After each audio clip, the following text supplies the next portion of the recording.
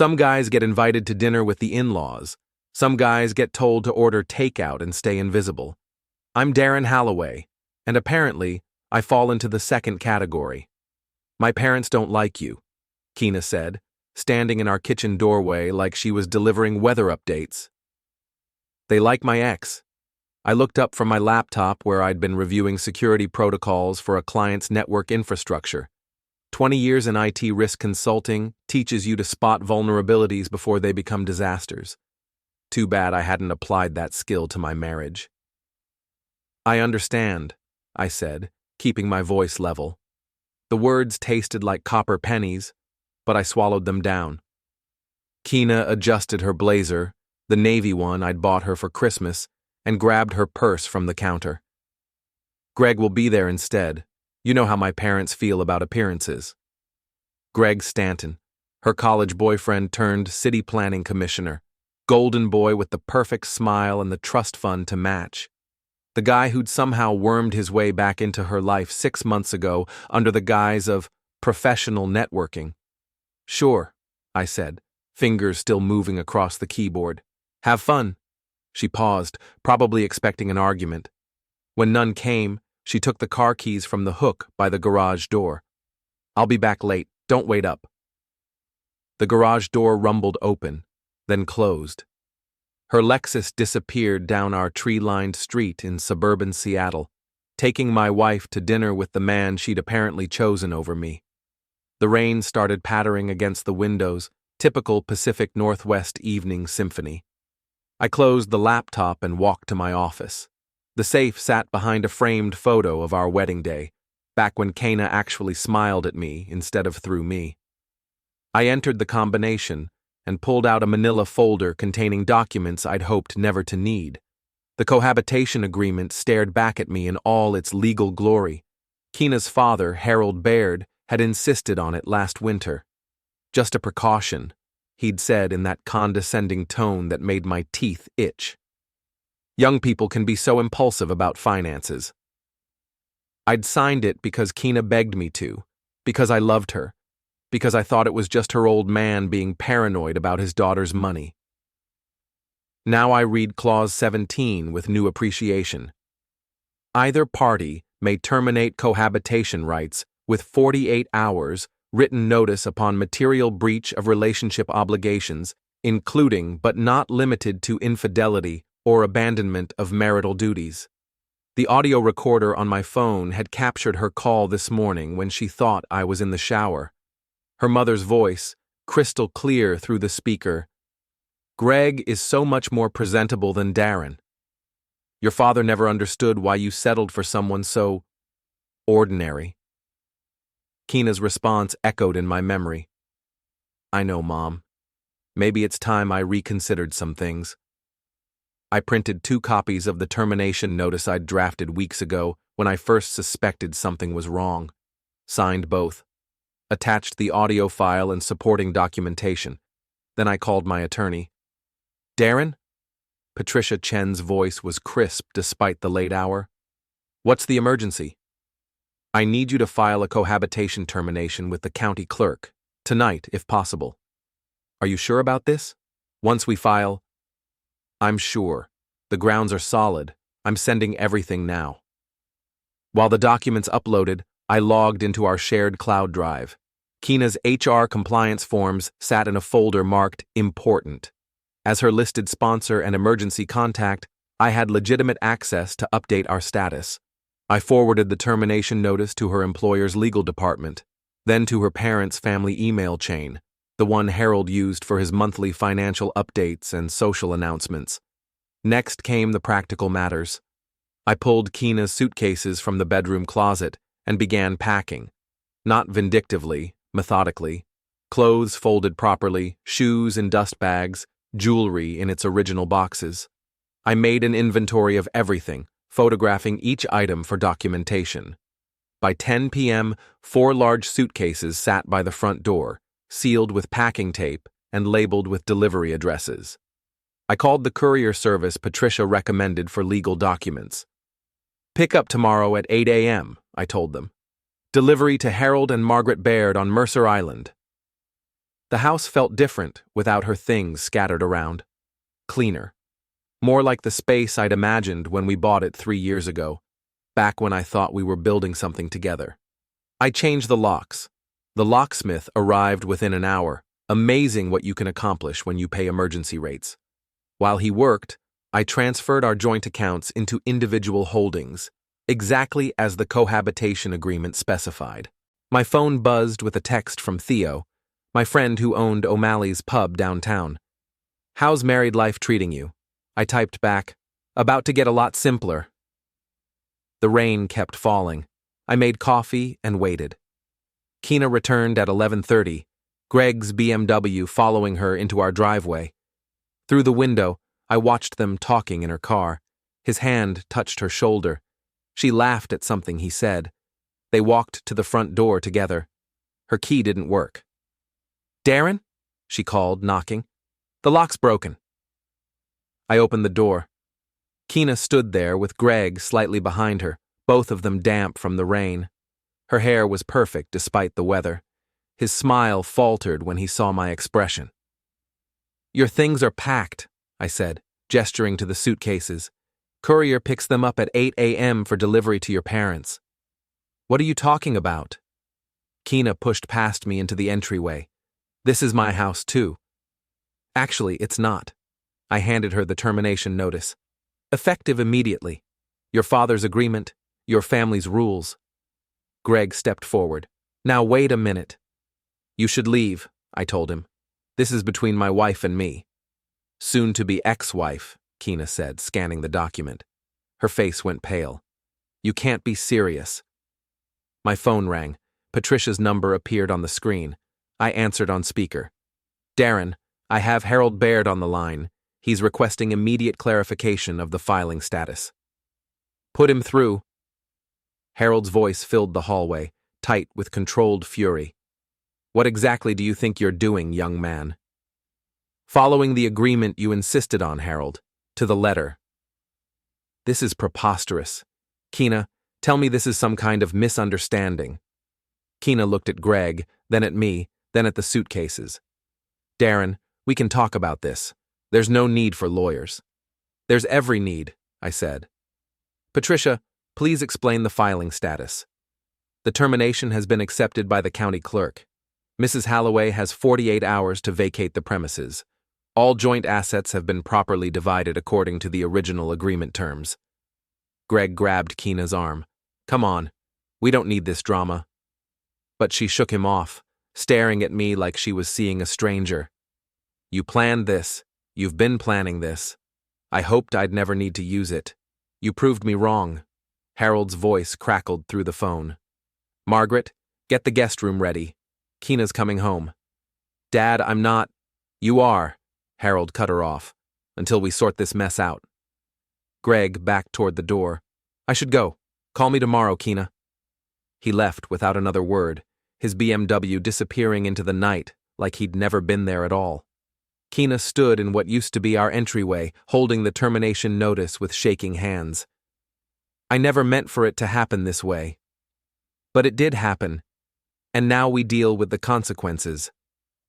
"Where am I supposed to go tonight?" "Your parents are expecting you. The courier will deliver your things tomorrow morning." She looked around the house one last time, her eyes lingering on the family photos I hadn't bothered to take down yet. "This isn't over, Darren." "Yes, it is." After she left, I poured another cup of coffee and sat in my kitchen now, listening to the rain. The house felt exactly the right size for one person. I pulled out my laptop and began documenting everything that had happened. In my business, you learn that the best defense is thorough preparation. And something told me I was going to need every advantage I could get. Tomorrow would bring consequences. Harold Baird didn't accept defeat gracefully, and Kina had inherited his stubborn streak. Greg would probably try to play hero, sweeping in to rescue the damsel in distress. But tonight, for the first time in months, I slept peacefully in my own bed. The courier arrived precisely at 8 a.m. I watched from my kitchen window as they loaded Kina's belongings into their van, each suitcase tagged and documented. Professional, efficient, irreversible. My phone had been buzzing since 6 a.m. 17 missed calls from Kina, 12 from Harold, and 3 from numbers I didn't recognize. I let them all go to voicemail while I made breakfast and reviewed my client files for the day. At 9, I drove to my office in downtown Seattle. The rain had stopped, leaving the city washed clean and gleaming under pale morning sun. Traffic moved smoothly for once, as if the universe was finally cooperating with my plans. Kina called while I was reviewing security protocols for a pharmaceutical company's network upgrade. "Darren, please, we need to talk." "Talk to Patricia. She's handling all communication now." "This is ridiculous. You're throwing away 5 years over one dinner." I leaned back in my chair, watching pedestrians hurry past my office window. It wasn't one dinner, Kina. It was 6 months of lies, secret meetings, and treating me like an inconvenience in my own home. I never... You scheduled couples therapy, then canceled it to meet Greg for lunch. You told me you were working late, then posted photos from wine bars across town. You stopped wearing your wedding ring 3 weeks ago. Silence stretched between us. Finally, she said, "I didn't know you were paying attention." "I'm always paying attention. It's what I do for a living." "So, what now? You destroy everything we built together?" "You already did that. I'm just filing the paperwork." She hung up. I went back to work. At lunch, I met Theo at his pub. O'Malley's occupied a narrow space between a bookstore and a vintage clothing shop, the kind of place where regulars knew each other's names and strangers were welcomed with suspicious politeness. "You look different," Theo said, pulling 2 beers from the tap. "Lighter somehow." "Kina moved out last night." He set my beer down carefully. "Moved out or got moved out?" "Both." I explained the previous evening's events while Theo listened with the focused attention of a man who'd heard too many relationship disasters to be shocked by anything. His pub served as an unofficial therapy center for half of downtown Seattle's walking wounded. "Her father made you sign a cohabitation agreement?" Theo shook his head. "What kind of family does that?" "The kind that thinks their daughter married beneath her station." "And now?" "Now she's finding out what beneath her station actually looks like." Theo's expression shifted to something between admiration and concern. "You've got that look, Darren. The same one you had when you caught that embezzlement scheme at Morrison Tech." "What look?" "Like you're 3 moves ahead of everyone else, and they don't know the game has started." He wasn't wrong. While Kina was probably crying to her parents about my unreasonable behavior, I was implementing phase 2 of a plan I'd hoped never to execute. Back at the office, I called my contact at Kina's company.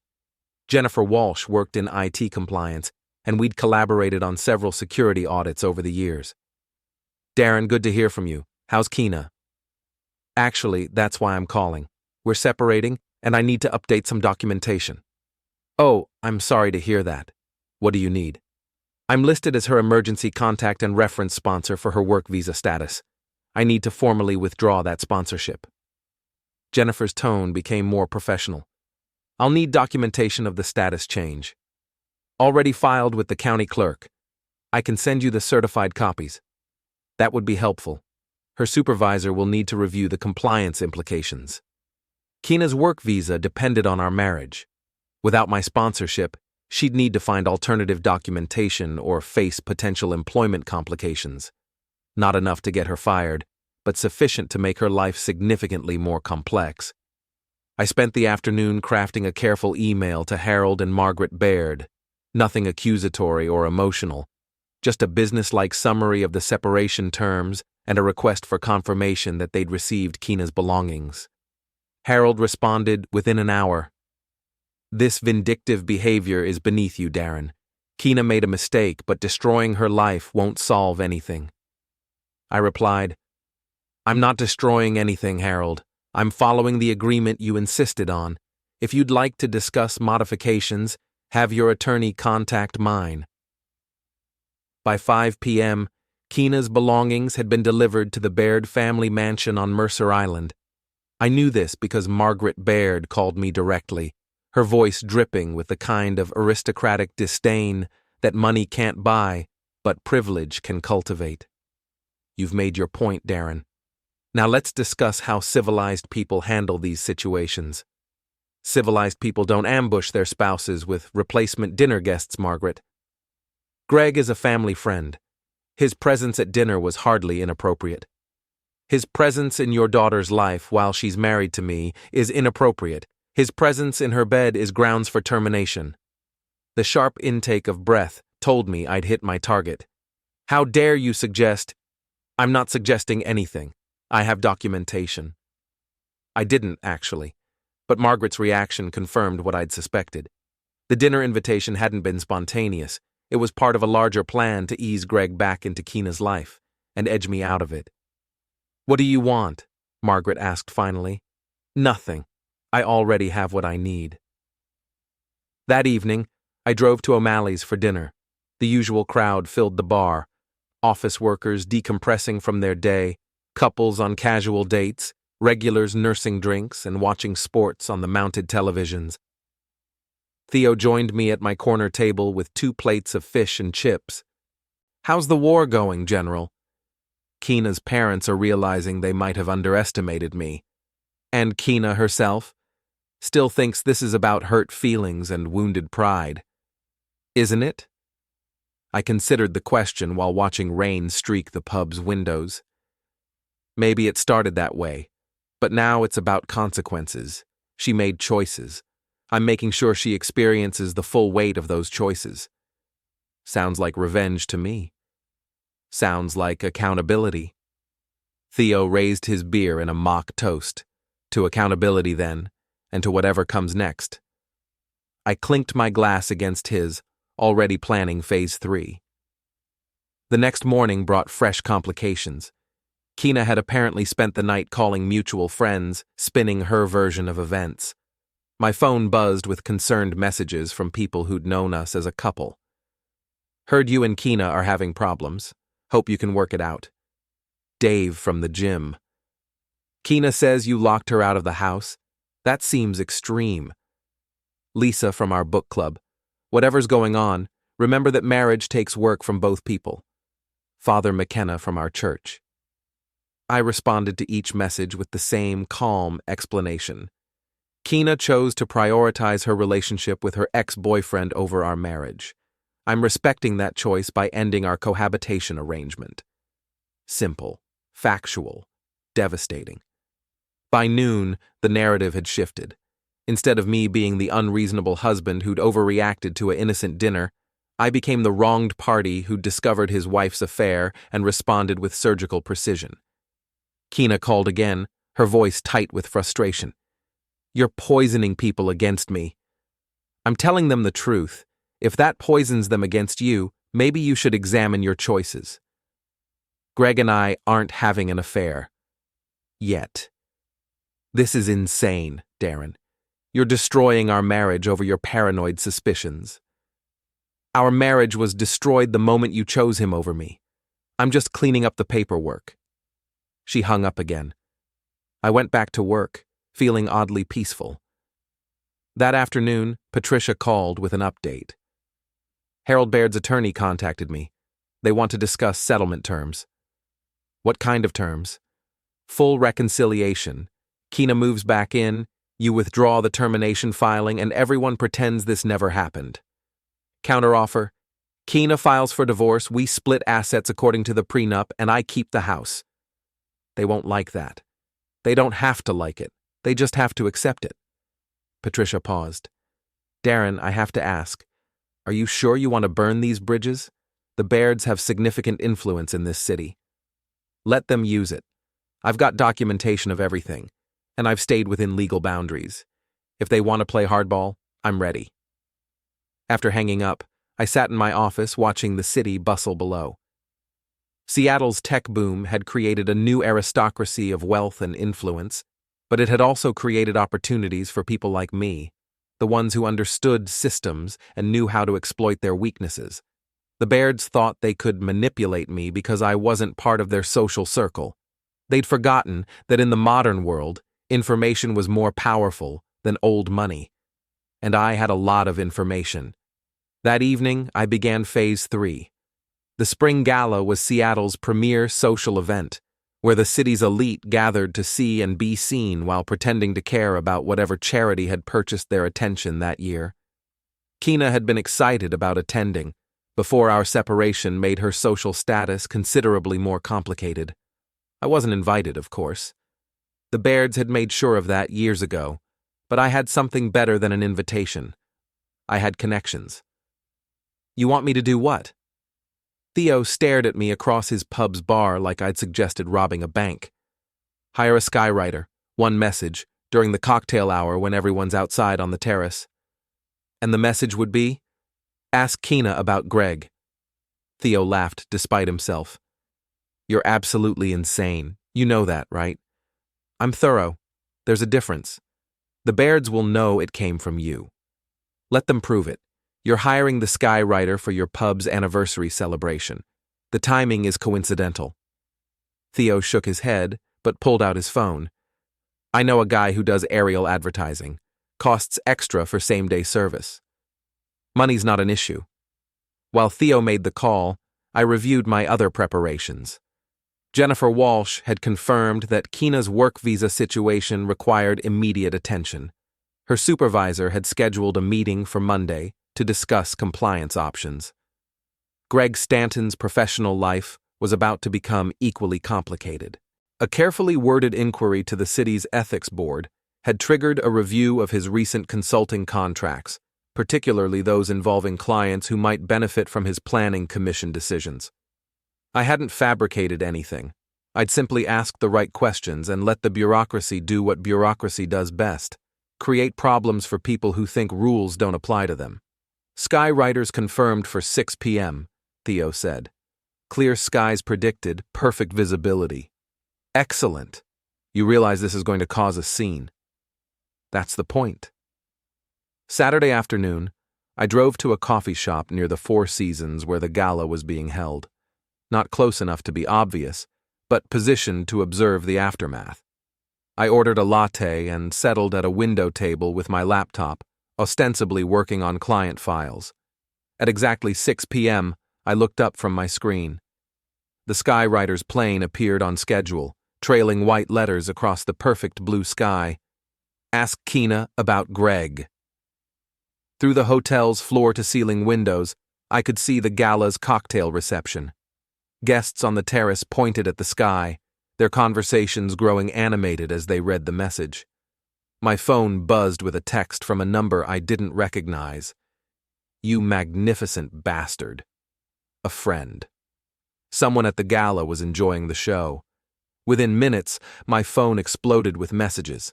Friends, acquaintances, and people I barely knew all wanted to share the gossip spreading through Seattle's social media networks. OMG, did you see the skywriting at the Spring Gala? Who is Kina, and what did she do with Greg? Isn't that the planning commissioner? The married one? I sipped my latte and watched the chaos unfold through the hotel windows. Guests clustered in small groups, phones out, conversations intense. The carefully choreographed elegance of the event had dissolved into something far more interesting: a public scandal. Kina appeared on the terrace, stunning in a black cocktail dress I'd never seen before. Greg stood beside her, his face pale under his perfect tan. They were surrounded by other guests, all talking at once, gestures animated and expressions ranging from concern to barely concealed delight.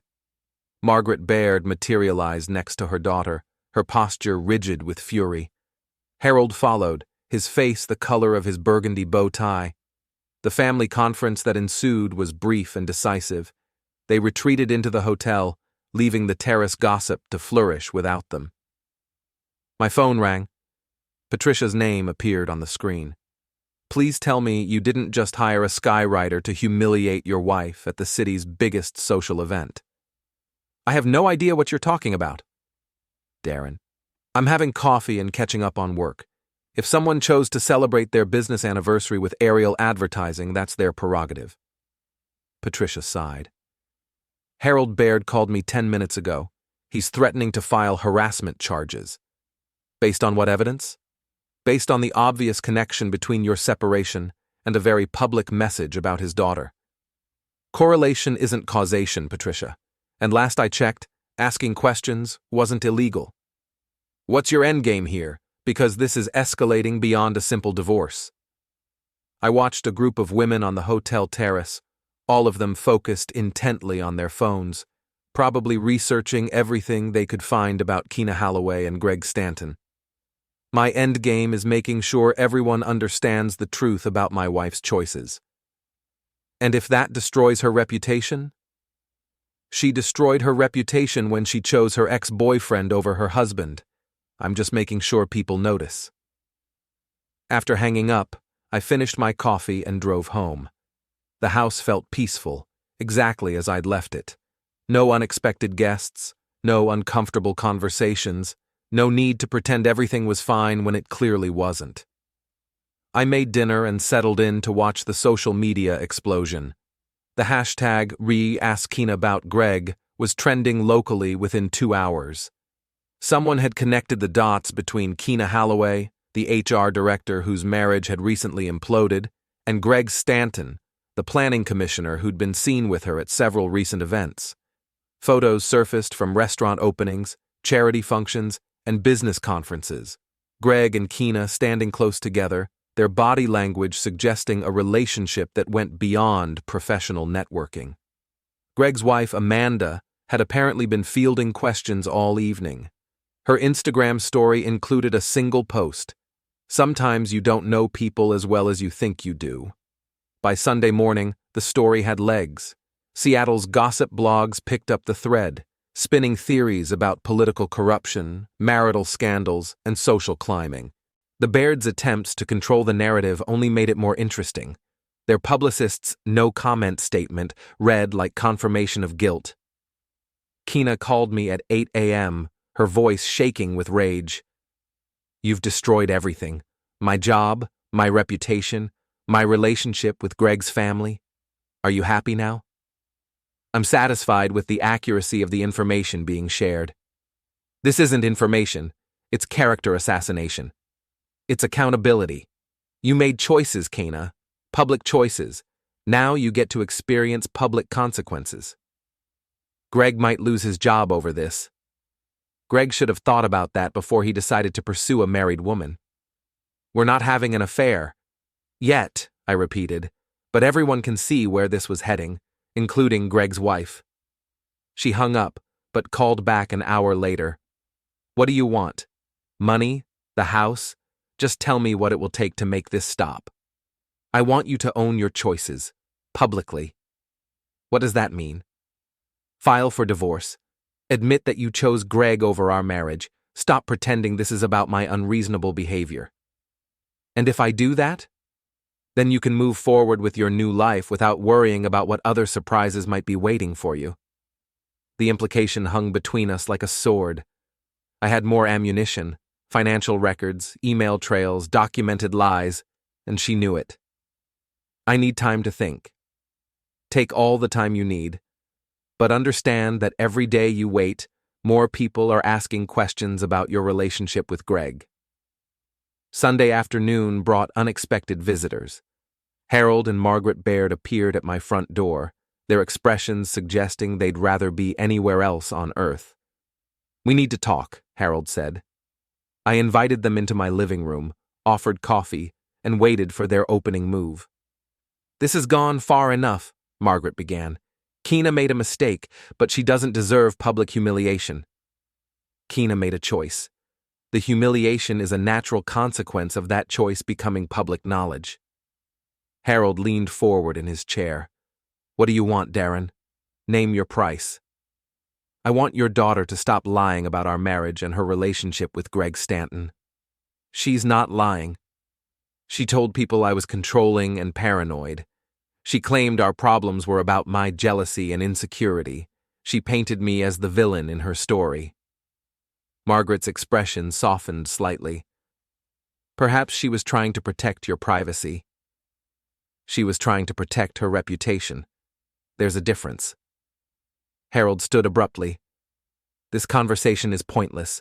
You're determined to destroy our family over a dinner invitation.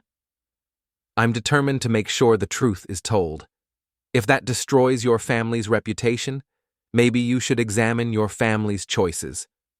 They left without another word, but I knew they'd be back. The Bairds were used to solving problems with money and influence. They hadn't yet grasped that this problem required something they couldn't buy: honesty. That evening, I received a text from Greg Stanton. "We need to talk. Tomorrow, 7 p.m., Westlake Center Food Court." I replied, "See you there." Phase 4 was about to begin. Westlake Center on a Monday evening was a symphony of urban chaos. Tourists consulting maps, commuters hurrying toward buses, teenagers clustering around the fountain with their phones and their drama. I arrived early and claimed a table near the center of the food court, where I could watch all the entrances. Greg appeared at 7 sharp, scanning the crowd until he spotted me. He looked like he hadn't slept much. His usually perfect hair was disheveled, and his expensive suit couldn't hide the tension in his shoulders. "Thanks for meeting me," he said, sliding into the chair across from mine. "You said we needed to talk. Talk." He glanced around nervously, as if expecting photographers to emerge from behind the Panda Express. "This needs to stop, Darren. The skywriting, the social media campaign, whatever else you're planning." "I'm not planning anything. I'm responding to developments as they occur. Amanda filed for divorce this morning." "I'm sorry to hear that." "No, you're not. This is exactly what you wanted." I studied his face, the kind of classical features that looked good in campaign photos and corporate headshots. What I wanted was for my wife to choose our marriage over her relationship with you. That ship sailed when she picked you for dinner instead of me. It was one dinner. It was 6 months of secret meetings, private conversations, and emotional intimacy that should have been reserved for her husband. Greg's jaw tightened. "You can't prove we were having an affair." "I don't need to prove it. I just need to document the pattern of behavior that led to my wife choosing you over me." "What pattern?" I pulled out my phone and opened a folder labeled Documentation. Lunch at Canlis on March 15th. Coffee at Victrola on March 22nd. Drinks at the Fairmont Olympic on April 3rd. Should I continue? His face went pale. "How did you—" "Credit card records. Kina used our joint account for her half of the expenses. Very considerate of her to provide a paper trail. Those were business meetings. At romantic restaurants during evening hours, while you were both married to other people." I scrolled through more entries. The wine bar on Capitol Hill, the private dining room at the Four Seasons, the weekend conference in Portland, where you somehow ended up at the same hotel. Greg slumped in his chair. "We never crossed any lines. You crossed every line except the final one, and everyone could see where you were heading. What do you want from me?" "I want you to stay away from my wife. Ex-wife. Not yet, but soon." I stood to leave, but Greg grabbed my arm. "She loves you, you know. Whatever you think happened between us, she still loves you. If that were true, she'd be having dinner with me instead of you." She was confused. Her parents pressured her. Her parents didn't force her to lie to me for 6 months. Her parents didn't make her schedule secret meetings with you. Her parents didn't tell her to stop wearing her wedding ring. Greg released my arm and looked away. I never meant for it to go this far, but it did, and now we all get to live with the consequences. I left him sitting there and drove home through Seattle's evening traffic, feeling oddly satisfied. Greg Stanton was beginning to understand that actions have consequences, even for golden boys with trust funds and political connections. The next morning brought news that the city's ethics board had opened a formal investigation into Greg's consulting contracts. 3 companies that had received favorable planning decisions from his commission had also hired him for private consulting work, a potential conflict of interest that raised questions about his judgment and integrity. The investigation wasn't my doing exactly. I'd simply made some inquiries, asked some questions, and let the bureaucracy follow its natural course. If Greg had maintained proper ethical boundaries, there would be nothing to investigate. But apparently, Greg's approach to boundaries was as flexible in his professional life as it was in his personal relationships.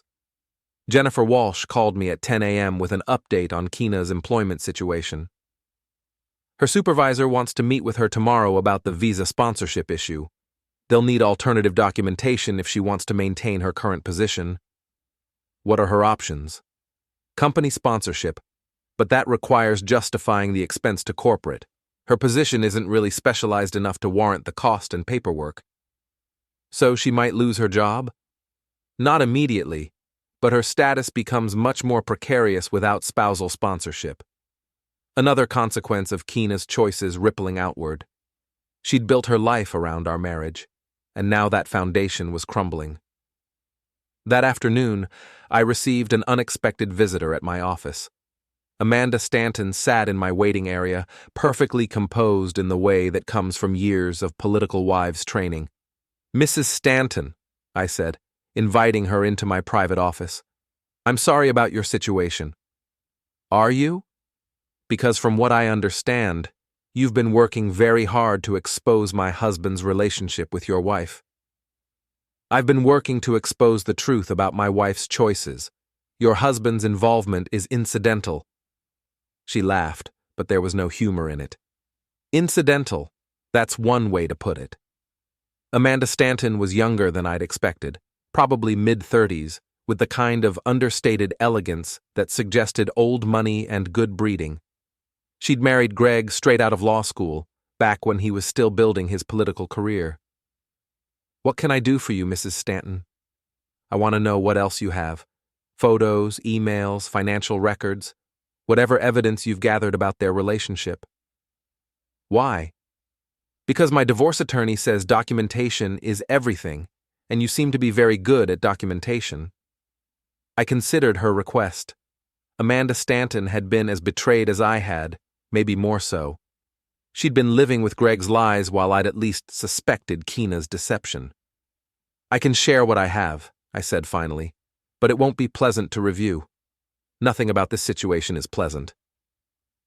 I spent the next hour walking Amanda through my documentation, credit card records, restaurant receipts, conference registrations, and social media posts that painted a clear picture of two people moving steadily toward an affair. "They were careful," she said, reviewing the timeline.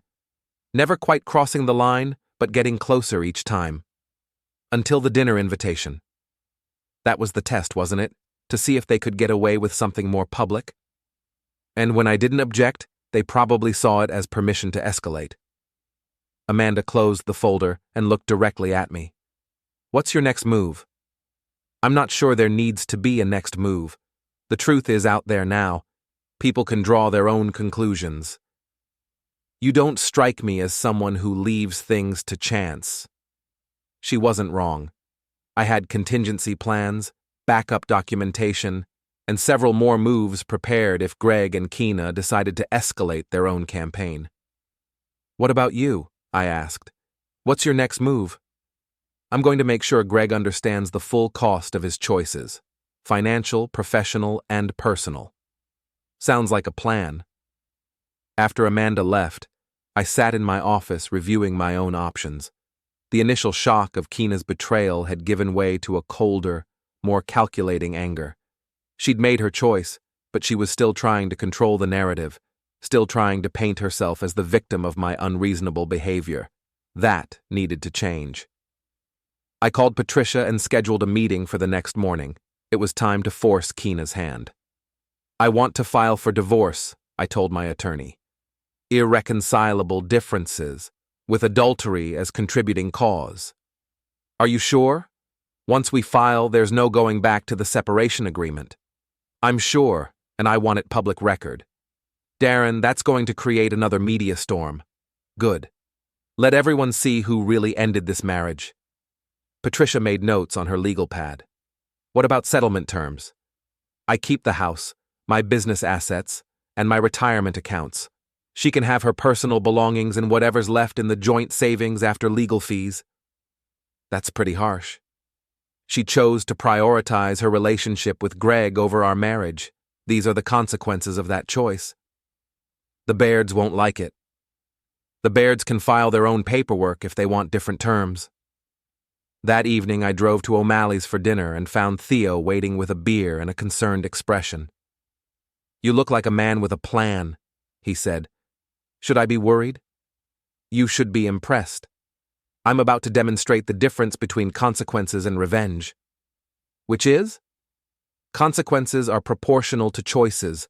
Revenge is personal satisfaction." "And which one is this?" I raised my beer in a toast. "Justice." Theo clinked his glass against mine, but his expression remained troubled. "Just remember, brother, when you're fighting monsters, make sure you don't become one yourself." "I'm not fighting monsters, Theo. I'm just making sure everyone sees them clearly." The next morning, Patricia filed the divorce papers. By noon, the story was trending again. Local HR director's marriage ends in scandal, and planning commissioner's affair triggers divorce filings. Keena called me within an hour, her voice breaking with tears and fury. "You've destroyed everything. Everything we built together. Everything I worked for. Are you satisfied now?" "I'm satisfied that the truth is finally public record." "This isn't truth. It's character assassination. It's documentation, Keena. Your choices, your timeline, your consequences. I never had an affair with Greg, but you chose him over me, repeatedly, publicly, and now everyone knows it." She hung up, but I knew she'd call back. Because despite everything that had happened, despite all the lies and betrayals and public humiliation, Keena still believed she could control the story. She was about to learn otherwise. The voicemail arrived at 3 a.m. on Thursday. Keena's voice slurred with whine and desperation. "I know what you're doing, Darren. The job thing, the visa thing, Greg's ethics investigation. You think you're so smart, but I have evidence too. Evidence that you've been stalking us, harassing us, manipulating our lives. Meet me tomorrow at the Fairmont Olympic, room 1247. Bring your lawyer. We're going to settle this once and for all." I played the message twice, noting the background noise. Greg's voice, indistinct, but definitely present. They were together, planning something they believed would turn the tables in their favor. I called Patricia at 8 a.m. "They want a meeting. Tonight, hotel room, supposedly to discuss settlement." Sounds like a trap. Definitely a trap. The question is what kind? Could be recording equipment, witnesses, some kind of setup to make you look threatening or unstable. Or they might be planning to offer some kind of deal. Mutually assured destruction. They stop pushing back if I stop exposing their relationship. Patricia was quiet for a moment. "What do you want to do?" "I want to go to the meeting, but not the way they're expecting." "Explain." "How many people do we know who might be interested in attending an impromptu education session about adultery, divorce, and public accountability?" "Darren. Amanda Stanton, for one, her divorce attorney, maybe a representative from Greg's ethics board, definitely someone from the local media who's been following this story." "You want to turn their ambush into a public hearing?" "I want to make sure that whatever they're planning happens in front of witnesses who can't be controlled or manipulated." Patricia sighed. "This is either brilliant or completely insane. Why can't it be both?" I spent the day making phone calls and sending carefully worded invitations. Amanda Stanton was enthusiastic about attending. Her divorce attorney was intrigued by the possibility of catching Greg in a compromising position. The ethics board investigator was interested in observing Greg's behavior in an uncontrolled environment. The local blogger who'd been covering the scandal practically begged for access. By 6 p.m., I had 8 people committed to being in the Fairmont Olympics lobby at 7:30, ready to provide witness testimony for whatever Keena and Greg had planned. I arrived at the hotel early and surveyed the layout. Room 1247 was on the 12th floor, accessible by 2 elevators and 1 stairwell. The hallway had security cameras at both ends, and the hotel's policy required key card access for elevator use after 9 p.m. Whatever Keena and Greg were planning, it would be thoroughly documented. At 7:25, I texted my witnesses. Showtime in 5 minutes. 12th floor, room 1247. Stay quiet until I give the signal. I knocked on the door at exactly 7:30. Greg answered, his expression confident and slightly smug. "Darren, thanks for coming. Wouldn't miss it." The hotel room was larger than I'd expected, a suite with a sitting area, bedroom, and wet bar. Keena stood by the window overlooking Elliott Bay, her posture rigid with nervous energy. "Where's your lawyer?" Greg asked. "She'll be along. Where's yours?" "We don't need lawyers for this conversation." "Really? Because your voicemail mentioned evidence and settlements? That sounds like lawyer territory to me." Keena turned from the window. "We know what you've been doing, Darren. The harassment, the stalking, the systematic destruction of our lives and careers. I've been documenting the truth about your relationship. If that's destroyed your lives, maybe you should examine your choices." "You hired a private investigator to follow us," Greg said. "We have photos of him, license plate numbers, credit card records showing payments to his agency." I almost laughed. They'd noticed the investigator, a retired police detective I'd hired to document their public meetings, but they'd missed the real surveillance. Hotel security cameras, restaurant receipts, social media posts, and their own careless use of credit cards had provided everything I needed. "Prove it," I said. "We don't have to prove it," Keena said. "We just have to make it public. Your obsessive behavior, your vindictive campaign against us, your complete inability to accept that our marriage was over. Our marriage was over when you chose Greg for dinner instead of me. One dinner doesn't end a marriage. It does when it's the culmination of 6 months of lies, secret meetings, and emotional adultery." Greg stepped forward, his confidence growing. "Here's what's going to happen, Darren. You're going to withdraw the divorce filing, drop all the harassment, and issue a public apology for the damage you've caused to our reputations. And if I don't? We go public with everything. The stalking, the harassment, the way you've manipulated this entire situation to make yourself look like the victim. Interesting proposal. What do I get in return?" "You get to avoid criminal charges for harassment and stalking," Keena said. "And you get to keep some shred of dignity," Greg added. I walked to the window and looked out at the city lights reflecting on the bay. Seattle spread below us like a circuit board, all connected pathways and glowing intersections. "Before I respond to your generous offer," I said, "I think you should meet some people who are interested in this conversation." I opened the door. Amanda Stanton entered first, followed by her divorce attorney, the ethics board investigator, and the 5 other witnesses I'd assembled. They filed into the room like a jury taking their seats. Keena's face went white. Greg stumbled backward, his confidence evaporating. "What is this?" Keena whispered. "This is accountability," I said. "You wanted to have a conversation about evidence and harassment and public apologies. Let's have that conversation in front of people who can verify what's actually said." The ethics board investigator introduced himself to Greg. "Mr. Stanton, I'm David Chen from the city's ethics board. We've been trying to schedule an interview with you about your consulting contracts." Amanda's attorney smiled pleasantly at Keena. "Ms. Halloway, I'm representing Mrs. Stanton in her divorce proceedings. We're very interested in your relationship with her husband." The blogger was already taking notes. Greg looked around the room like a trapped animal. "This is entrapment." "This is transparency," I corrected. "You wanted to discuss evidence of harassment and stalking. Please, present your evidence." This isn't how we planned." "Present your evidence, Greg. Show everyone how I've been harassing you."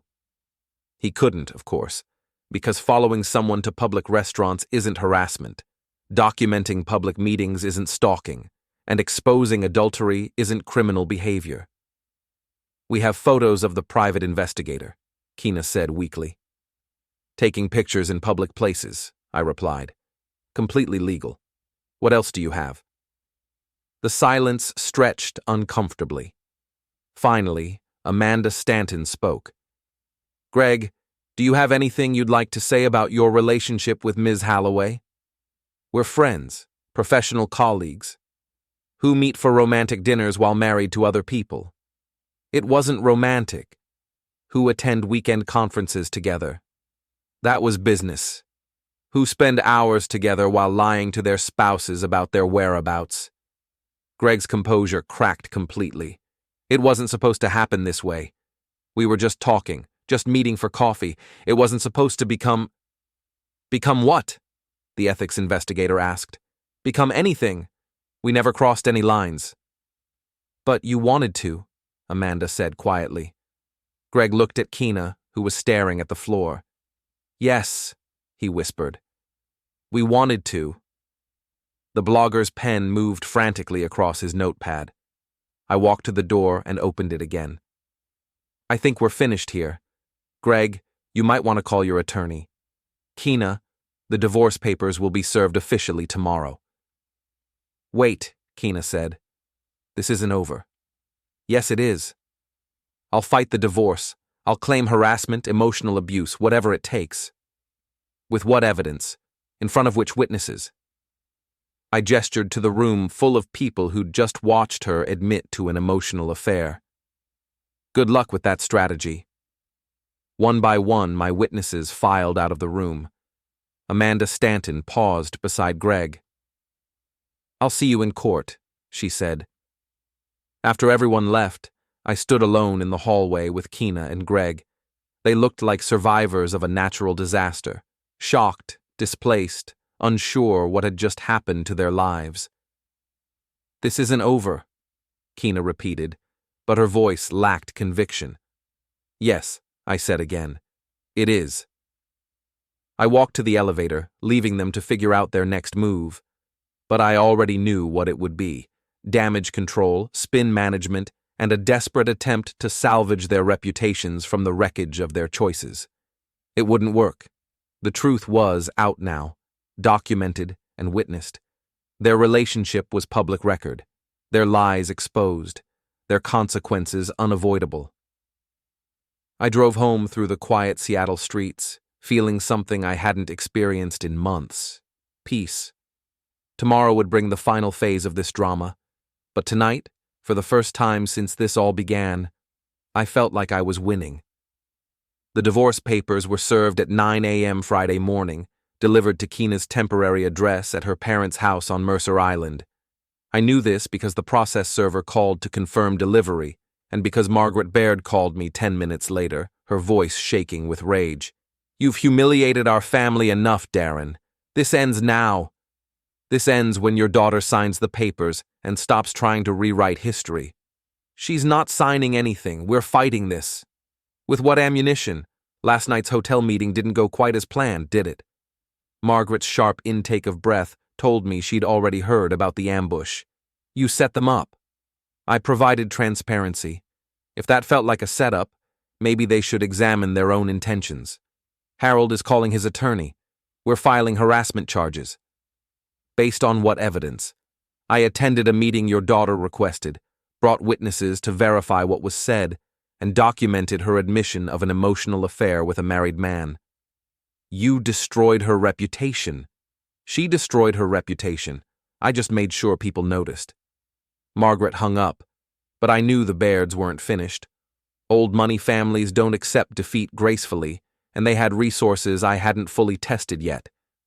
I was right to be cautious. At noon, 2 Seattle police officers appeared at my office. Detective Martinez was professional but serious, her partner taking notes while she explained the complaint. Mr. Halloway, we've received allegations of harassment and stalking related to your separation from your wife. What specific allegations? Following her to restaurants, photographing her without consent, hiring private investigators to surveil her activities. I handed Detective Martinez a folder I'd prepared weeks ago. Everything's documented. Public restaurants, public meetings, legal surveillance in public spaces, no laws broken, no boundaries crossed. She reviewed the paperwork, receipts, photos, legal opinions, and witness statements. This is very thorough. I'm thorough by profession. The complainant also alleges that you've engaged in a campaign of public humiliation designed to damage her reputation and career prospects. I've shared factual information about her choices. If that damaged her reputation, the problem isn't with the information. Detective Martinez closed the folder. Mr. Halloway, I have to ask, are you planning any further contact with your wife or her friend, Mr. Stanton? Only through attorneys. The divorce will be finalized within 60 days, and then we'll have no reason to communicate. And the private investigator? Contract terminated yesterday. His job was to document their relationship. That's been accomplished. The officers left without filing charges, but their visit sent a clear message. The Bairds were escalating, using their connections to pressure me through official channels. It was time to end this decisively. That evening, I received an unexpected call from Greg Stanton. We need to talk, face to face, just the two of us. I thought we covered everything last night. Not everything. There are things you don't understand about Keena, about her family, about why this happened. Enlighten me. Not over the phone. Meet me at your house. Tonight, 9 p.m. Why my house? Because it's private, and because what I have to tell you might change how you feel about this whole situation. I almost refused. The smart play was to maintain distance, let the lawyers handle everything, and avoid any situation that could be misinterpreted or manipulated. But curiosity won. Greg sounded different, not desperate or angry, but resigned, like a man preparing to confess. 9 p.m., I agreed. Come alone. I will. I spent the afternoon preparing for whatever Greg might be planning. Security cameras activated, recording devices positioned, and emergency contacts notified of the meeting. If this was another attempt at manipulation, I'd be ready. Greg arrived precisely at 9, driving his BMW with unusual caution. He looked exhausted, the kind of bone-deep weariness that comes from sustained stress and sleepless nights. Thanks for agreeing to this, he said, settling into my living room chair. What do you want to tell me? Greg was quiet for a long moment, staring at his hands. The affair started 3 months ago. Not emotional, physical. We've been meeting at hotels, her apartment when you were traveling, anywhere we could find privacy. The words hit like a physical blow. I'd suspected, documented, and prepared for this revelation, but hearing it confirmed still felt like being punched in the stomach. Why are you telling me this? Because you deserve to know the truth, and because Keena will never tell you herself. She's been denying it happened. She's been lying, to you, to her parents, to my wife, to herself. The dinner with her parents was supposed to be the beginning of a public transition, easing me back into her social circle so we could eventually be together openly. I leaned back in my chair, processing the implications. Her parents knew? Margaret knew. She encouraged it, said you were never good enough for Keena anyway, and I could provide the kind of life she deserved. And Harold? Suspected, but didn't want details. As long as it was handled discreetly, he was willing to look the other way. The pieces clicked into place. The cohabitation agreement, the dinner invitation, the family's immediate support for Greg. It had all been orchestrated. So why tell me now? Greg met my eyes for the first time since arriving. Because you've destroyed everything anyway. My marriage, my job, my reputation, Keena's career, her family's standing, her future in this city. We're both ruined. You ruined yourselves. I just documented the process. Maybe. But now we're all paying the price. What do you want from me, Greg? I want you to let it end here. Don't pursue the divorce with adultery charges. Don't push for more public exposure. Don't destroy whatever's left of our lives. In exchange for what? The truth. All of it. Recorded, documented, whatever you need for closure. I considered his offer. The truth would give me complete vindication, but it would also devastate Keena more thoroughly than anything I'd done so far. Why would you do that to her? Because she's planning to throw me under the bus. Her attorney is preparing a defense claiming I seduced her, manipulated her, took advantage of her marital problems.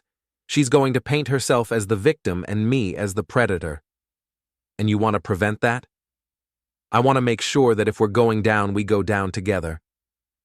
Greg pulled out his phone and showed me a text message from Keena.